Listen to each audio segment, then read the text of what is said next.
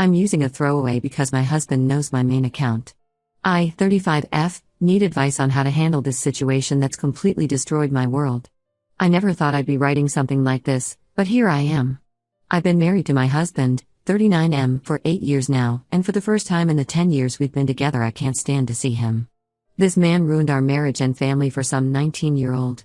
Divorce is the only option for me, because I don't think I will ever love him again. Let me give some background. I met my husband Clark during my residency at the hospital where we both still work. He was in hospital administration, and I was a stressed-out medical resident who kept having to deal with him about scheduling conflicts. We butted heads at first. He was stubborn about policies, and I was exhausted and short-tempered. But somehow those heated discussions turned into coffee breaks, which turned into dinner dates, and within a year we were married. The early years were great.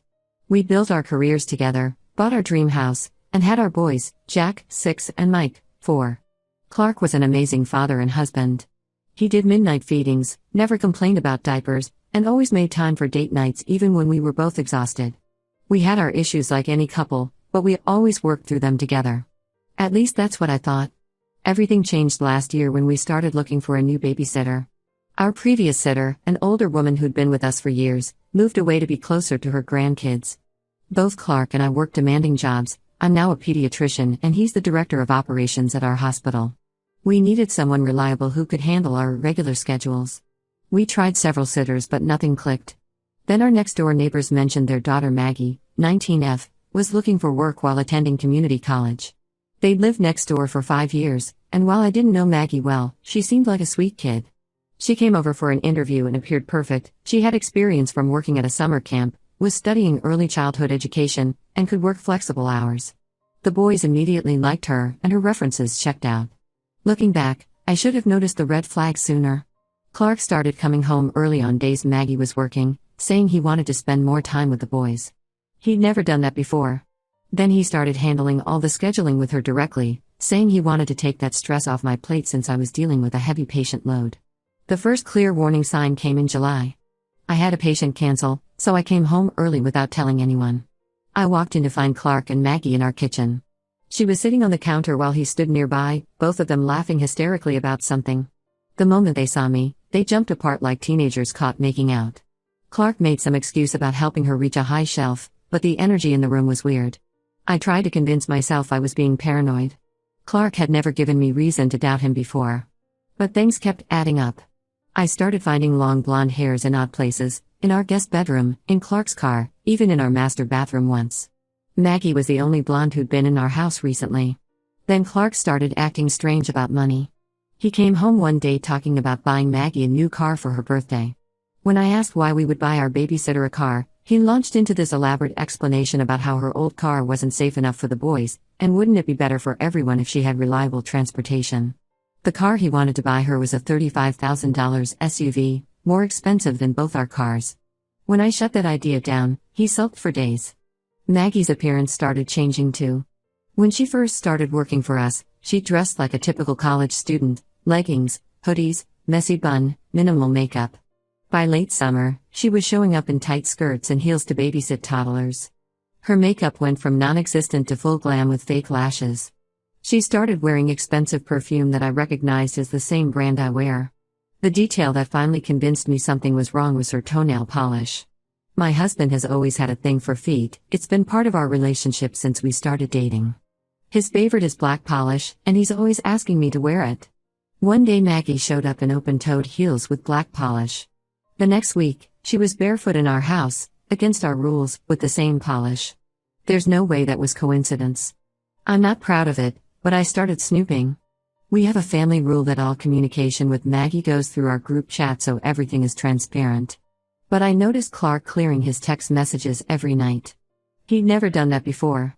He also started taking his phone into the bathroom when he showered, another new habit. One morning while he was in the shower, I grabbed his phone. He changed his password, but I knew his pattern. He always uses our anniversary. Sure enough, it unlocked. What I found destroyed me. There were thousands of deleted messages between him and Maggie going back months. I used a recovery program and what I found made me physically ill. It started with flirty texts about how mature she was for her age, how she understood him in ways I never could. Then came the photos, Nothing explicitly nude, but lots of suggestive poses in lingerie. He sent her photos too, usually after working out. They had pet names for each other. He called her his perfect little angel. The messages got worse over time. He told her our marriage was dead and he was only staying for the kids. They planned for her to move in once I was gone. She talked about redecorating our bedroom and taking the boys shopping for school clothes like she was already their mother. The worst was when she said my sons wouldn't even miss me once they had her as their mom instead. She talked about how much better she'd be at raising them since she actually had time for them, unlike their workaholic mother. I was about to stop reading when I noticed he'd installed Snapchat. My nearly 40-year-old husband who barely uses Facebook had a secret Snapchat account. Their saved messages there were explicit. They detailed everything they'd done in our house while the boys napped, in our bed, in the shower, on the kitchen counter where we eat family meals. Feeling sick, I checked our security cameras. We have them around the house to monitor the boys.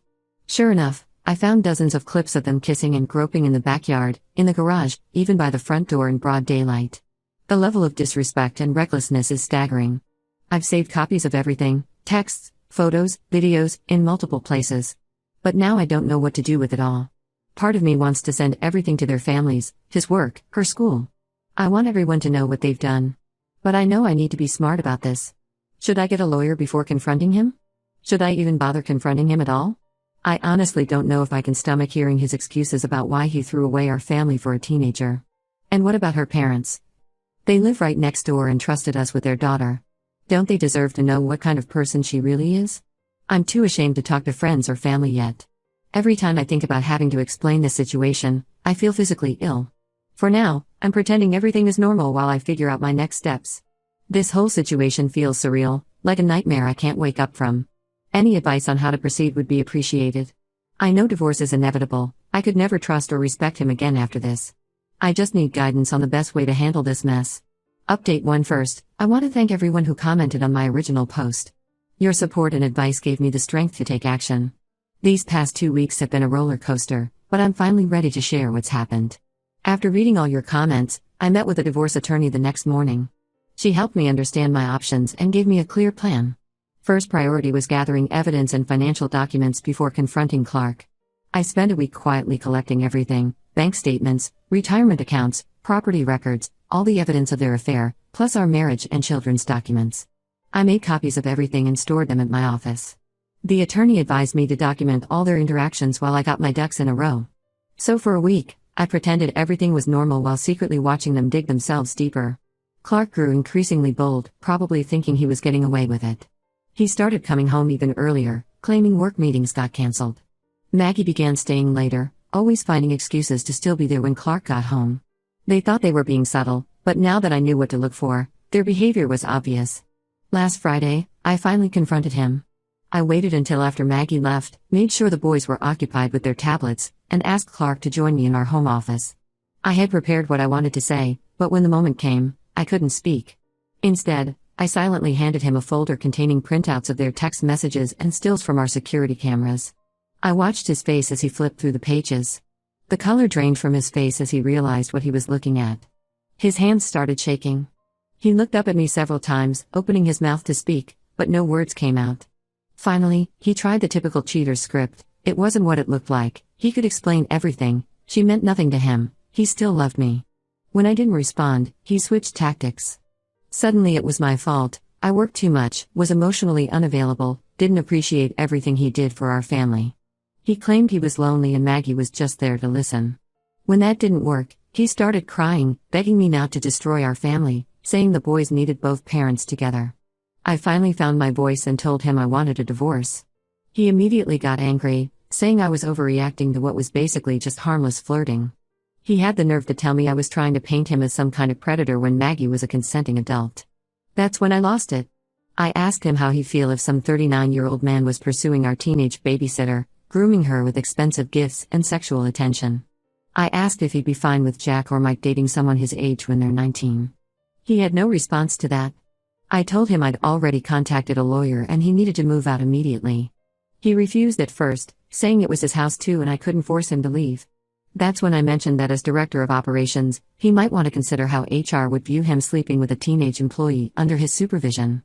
The hospital has strict policies about relationships with subordinates, and technically Maggie was an employee since we paid her through the hospital's childcare assistance program. He agreed to stay with his brother while we sort things out.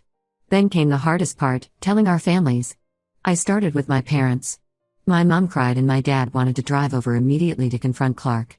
They were hurt but completely supportive of my decision to divorce him. They even offered to help with lawyer fees if needed. His parents were a different story. His mom actually tried to defend him, saying I must have driven him to it by prioritizing my career over my family. She brought up how often I'm on call and suggested maybe if I'd been home more, he wouldn't have been tempted by a younger woman. His dad was more reasonable. He apologized for his son's behavior and promised to talk some sense into him. The most dramatic reaction came from Maggie's parents. I went next door Saturday morning with copies of everything. Her mom broke down sobbing while her dad read through the messages. They had no idea their daughter was involved with a married man twice her age. Apparently she'd been lying to them about dating a boy from her chemistry class. Her dad was furious, not just at Clark, but at Maggie too. They'd already caught her in inappropriate situations with older men before but thought she'd learned her lesson. That night, Maggie's dad confronted Clark, who was picking up some clothes from our house. Their shouting match got so heated that 3 different neighbors called the police. No charges were filed but word spread quickly through the neighborhood. That's when things really exploded. Several other parents came forward with stories about Maggie being inappropriate with their husbands while babysitting for them. One mom found similar flirty messages between Maggie and her husband. Another caught Maggie sunbathing topless in their backyard when she thought no one was home. 2 more reported her regularly showing up to babysit and revealing clothes and making suggestive comments to the husbands. Seems this wasn't her first time pursuing married men. The boys are struggling with all the changes. They don't understand why Daddy isn't living at home anymore or why Maggie suddenly stopped coming over. I've arranged for them to start seeing a child therapist next week to help process everything. Meanwhile, Clark is trying to paint himself as the victim, telling anyone who'll listen that I'm trying to alienate his children from him. But most people who know us aren't buying it. I have another meeting with my lawyer tomorrow to discuss custody arrangements. Clark is pushing for 50-50 custody, but given the circumstances, him exposing our children to his affair and showing extremely poor judgment, my lawyer thinks we can get primary custody with supervised visitation for him. I'm dreading the fight ahead, but I know it's worth it to protect my kids. More updates to come as things develop. Thank you again for all the support and advice. It's helped me stay strong through this nightmare. Update 2: the situation has gotten even messier since my last update. What started as a personal crisis has turned into a neighborhood-wide scandal with revelations I never expected. Remember how I mentioned other parents coming forward about Maggie's inappropriate behavior? That sparked a whole investigation that revealed some truly disturbing patterns. 3 more families in our neighborhood discovered evidence of inappropriate relationships or attempts between Maggie and their husbands. 2 of those marriages have already ended in divorce, and the 3rd couple is in counseling. One wife found explicit photos Maggie had sent her husband over Instagram DMs. Another discovered her husband had been paying Maggie extra under the table for special photo shoots while his wife was at work. The 3rd caught them making out in her garage when she came home early from a business trip.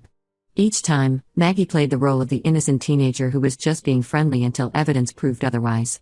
But here's the real bombshell: my husband knew about all of it. During the divorce proceedings, my lawyer obtained access to Clark's old phone backups. We found texts going back months where Maggie actually bragged to him about her previous conquests with married men. She sent him detailed stories about seducing other husbands, complete with photos and screenshots of their conversations. Clark not only knew she was a serial homewrecker, he found it exciting. They would role-play scenarios about her seducing other men while sexting. Reading their messages made me physically sick. The worst part was discovering they had a shared cloud folder full of videos and photos taken in our house, in our bed, in the shower, even in the playroom where our children spend time. The level of disrespect and disregard for our family is staggering. I had to have professional cleaners come in and replace several pieces of furniture because I couldn't stand looking at them anymore. The divorce proceedings have turned extremely nasty. Clark's lawyer is trying to paint me as an unstable workaholic who neglected her husband and children, forcing him to seek emotional support elsewhere.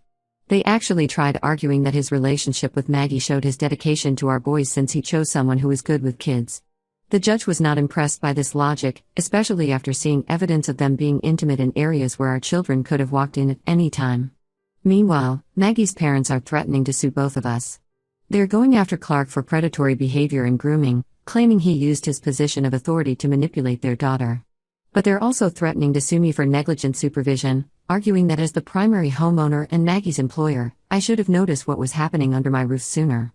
Their lawyer says I was negligent in hiring someone so young given Clark's history of inappropriate workplace relationships. That's right, turns out this isn't the first time Clark has pursued much younger women. His brother's wife finally told me about 2 incidents at his previous hospital where he was reported for making young interns uncomfortable with his attention. The cases were handled quietly and he was asked to transfer departments.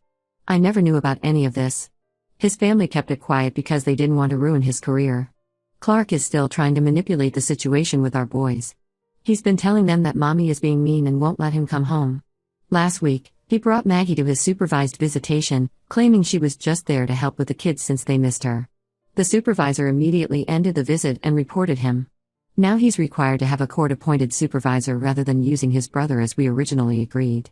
I've had to block his number because he won't stop harassing me with messages about reconciliation. One minute he's begging for another chance, the next he's threatening to ruin my reputation at work. He's been telling colleagues that I'm having a mental breakdown and making up stories about him out of jealousy. The boys are in therapy twice a week now. Their counselor says they're showing signs of anxiety and attachment issues from all the upheaval. Mike has started having nightmares and Jack is acting out at school. Every time they ask why Daddy doesn't live with us anymore, it breaks my heart all over again. The only small bright spot is that our hospital administration has been surprisingly supportive. They've allowed me to adjust my schedule to be home more with the boys, and they're conducting their own investigation into Clark's behavior with young employees.